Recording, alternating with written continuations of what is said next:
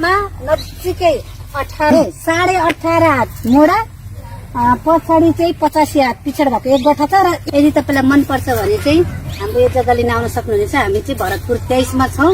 त्यहाँ पिच बाटो एकदम 6 मिटरको पिच बाटो छ सरर। भरतपुर नगरपालिका हामीसँग कन्ट्याक्ट गर्नु होला। र